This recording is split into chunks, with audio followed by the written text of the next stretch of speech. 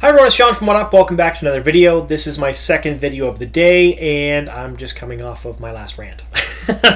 So, I apologize if I'm a little out of breath. So, with this one here, there was a lot of stuff with the Reddit anti-intelligence castings that I had a lot of theories about. And when I tried to kind of worm them into my last video, it was clunky, didn't work really well.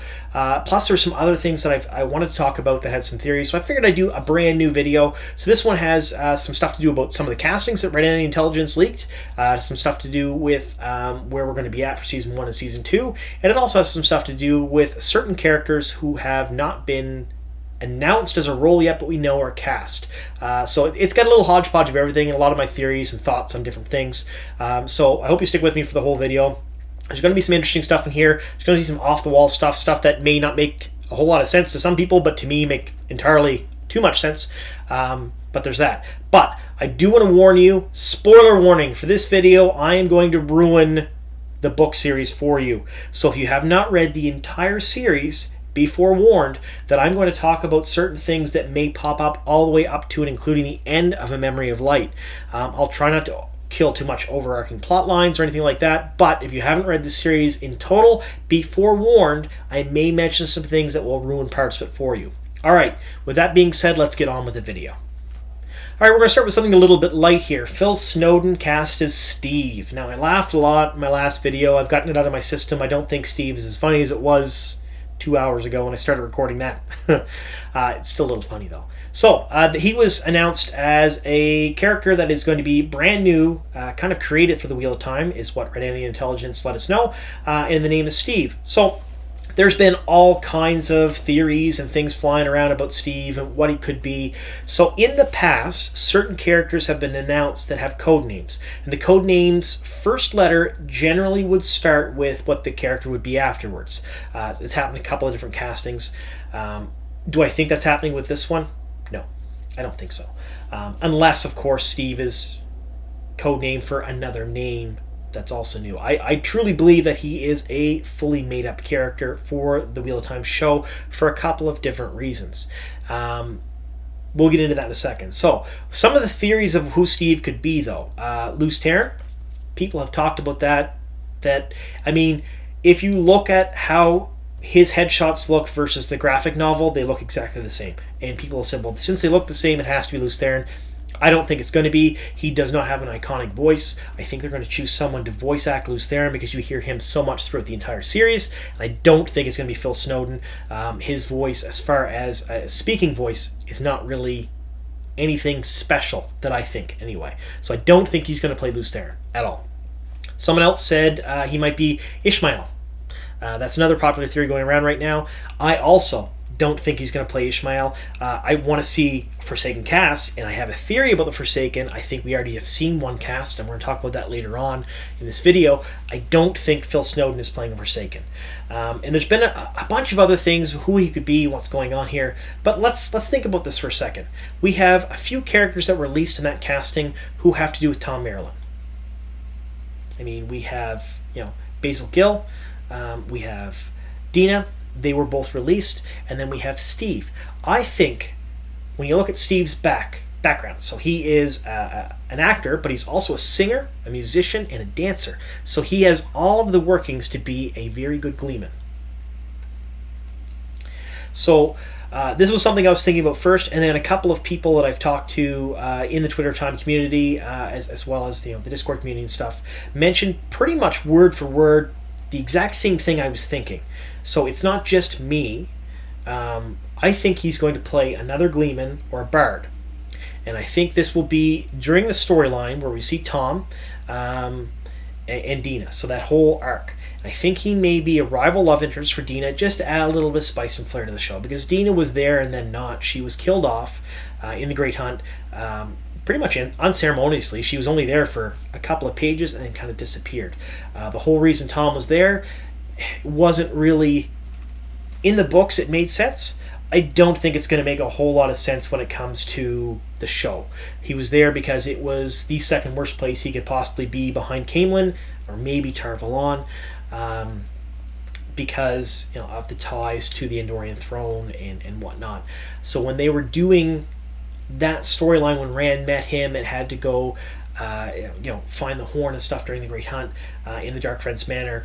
I think, and I really do truly think, that Tom's story there is a little light, and Dina especially little light. I mean, that person just comes and goes, and the person who's playing Dina is too big of an actress. I mean, she's new, but she is too good of an actress to play 5 minutes in a scene and then never see her again.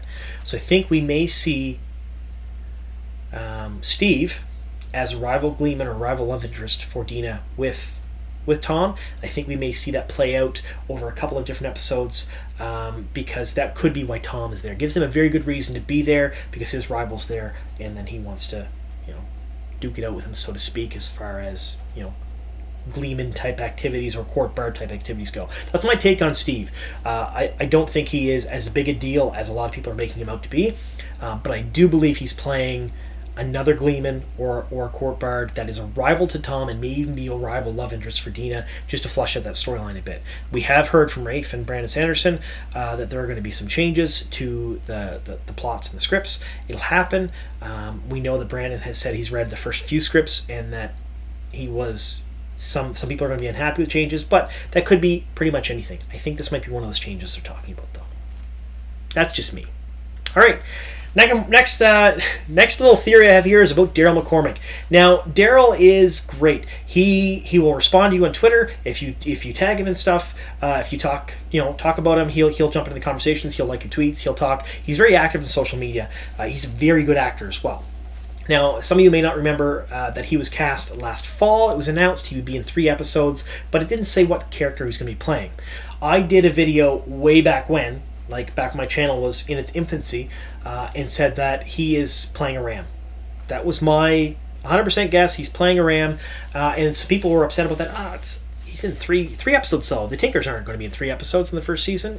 I think he's one of those roles they're going to flesh out, because he's so important to the storyline later on. He's so important to Para's storyline, and he's so important to the Prophet storyline. He's too important a character that gets so little screen time. So I think that they took Darryl and they cast him as a ram, and they're giving him a bigger role. Maybe he leaves the wagons long before. Maybe he goes out on his own. Maybe he's with them for a bit. But I think that's what he's playing. And then we have the tweets. So there's this tweet here. Magic, so Morden's Median is a Twitter time user. Darryl's very active on Twitter, so I've tweeted him a couple times. He's tweeted back. I've tweeted very Tinker-centric things, trying to weasel some information out of him, and he's either liked the tweets or laughed about them or made a comment or whatever. But this here is our biggest comment that we have, the fact that he says he lives his best Tinker life, and then it shows the sword. A Tinker has a sword. A ram, right? So I truly believe in my heart of hearts that Darryl McCormick is playing a ram. I've thought that now since it was announced that he was in the show, and it's one of the very few castings that I'm not going to go back on. And I will admit, I'm usually 100% wrong, but I've been right a couple of times. Even in Broken Clocks, right twice a day. So I think that Darryl McCormick's playing a ram. And this is a little bit of proof. The fact that he's interacted with only my tweets about Tinkers is another little bit of proof. But I believe that's what he's playing. All right. So now we're into Dina. So Dina was one of the castings that was just announced by Red Indian Intelligence. And it kind of surprised everybody.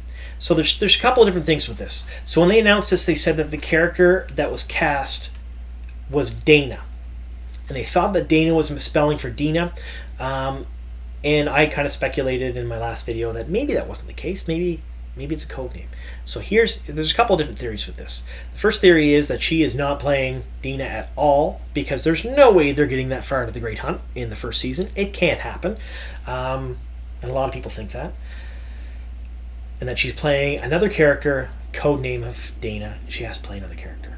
That's what they think. To me, I think she would be a really good Celine or Lanfear. I don't think she's cast as that, though. I think when the Red Indian Intelligence says she's cast as Dina and Dana was a mistype, I honestly think that that's what's happening here. It ties into my whole Steve theory.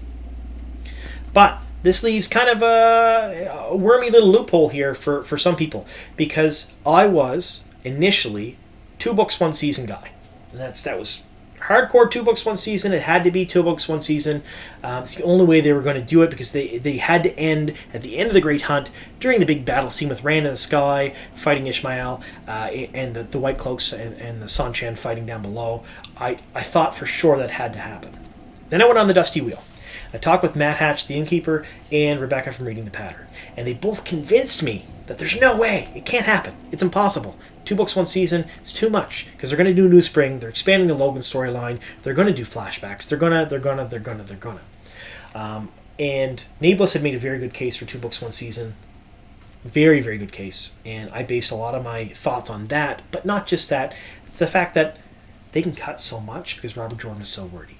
So I kind of backtracked a bit and said, maybe a book and a half.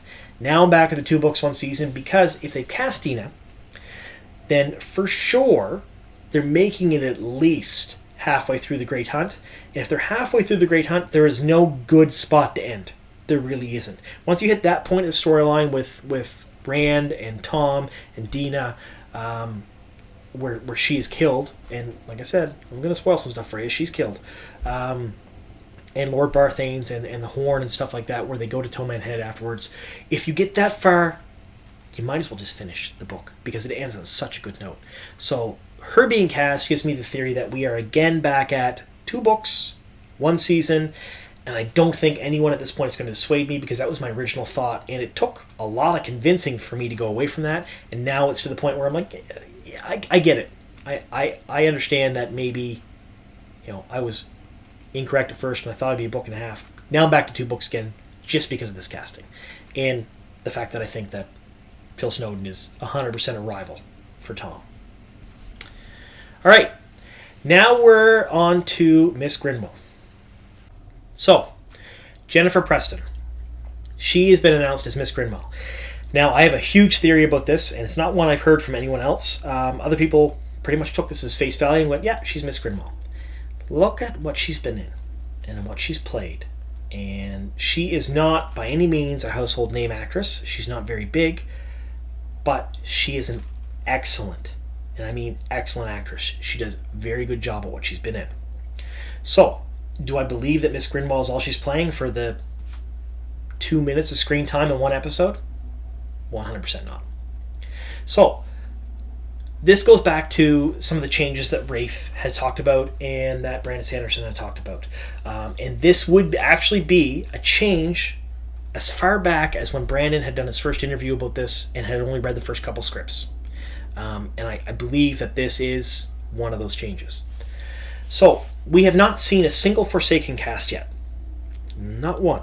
We've seen one bad guy, Padden Fane. I was corrected on that when I said we had seen no bad guys yet. But I really don't truly consider Fane one of the bad guys. He's sort of a third wheel. I hope they flesh him out and they do a really good job with him, because he does some terrible stuff in the show, in the books. But, by the by, Jennifer Preston, Miss Grindwell, I honestly think that we're going to start seeing the Forsaken far earlier in the books, or far earlier in the show than we did in the books. Why? Because they were very 2D in the books for a very long time. And when Robert Jordan and Brandon Sanderson started fleshing them out later on, it was, in some cases, too little too late. Because a lot of what we saw was from point of view of the characters, the good guys. And they weren't privy to what was going on in the Shadow world, like with the Dark Friends and the Chosen and things like that. And then eventually we started seeing some of the Chosen point of view, but not many of them and not a whole lot. Like, certainly not near as much as we see the main characters. And I want to see more of the Chosen. So, I think that there's going to be a little bit of change. So, we don't see a lot of the Chosen, like I said, till later on in the book series. Masana is one of them. We don't see her till chapter 47 of The Shadow Rising, I think. She shows up as Danielle. She's making, she's kind of clothed in the Cloak of Shadows as a brown sister, kind of an unremarkable but strong in the power sister who interacts a little bit, and then we see her worm her way through the tower, all the way up until the tower split, and then she starts becoming more and more causing the tower split, helping with this, helping with that, influencing the Keeper of the Chronicles, the new Keeper of the Chronicles, Alvarin, all of those things. But we don't see a lot of it. And we don't see how she gets there. We don't see how she sets up. And really, realistically, we don't really know that she's playing any of these characters or is disguised as these characters till much later in the book series. When you're reading it, especially for the first time, it's a little confusing. When you get later on, you got to go, really? And then you have to go back and you have to read and say, oh yeah, I guess it makes sense. They had a meeting with this person, they did this thing. The wikis really help with this, the companion really helps with this, online sources, Theoryland, all that stuff really helps with this stuff. But for the casual reader, they don't do those things. So I think we're going to see this. Else Grindwell, her daughter, goes to the tower to be trained, and then she runs away later on in the book series. I think we'll see her. I think we'll see Jennifer Preston playing Miss Grindwell, being killed by Missana, taking her spot, and I think she'll take Else to the tower to get her trained, and she'll come on as a servant. It'd be easier for her to be a servant in the background while her daughter's being trained. Her daughter runs away and she stays there because the Aes Sedai are going to find her. This is very far afield from where the books are, but I think this is what they're going to do because, I mean, look at her. Like, she if you look at some of her body of work and the things she's done, like, she would play a really good bad guy, I think. I think she could. And I think Missana, she would fit the role of Missana really well because of the way she's acted and other things. So as soon as I saw her, I recognized her name and I recognized what she's been in because I've seen those shows and I recognized her from them, even though she plays minor characters. And the first thing I thought was, Forsaken. She's got to play a bad guy. So I think the big twist in all this is that she's playing Missana. That's my guess. Now, take that with a giant chunk of salt because I don't really know anything. I mean, I'm wrong a lot. Except about a ram. I'm 100% not wrong about a ram. Darryl McCormick's a ram. 1,000%. Just the way it is. But I think she's playing Missana as well. And I think this is our first Forsaken we've seen. So anyway, that's my 2 cents on the new castings and other things that are going on right now and my theories on that stuff.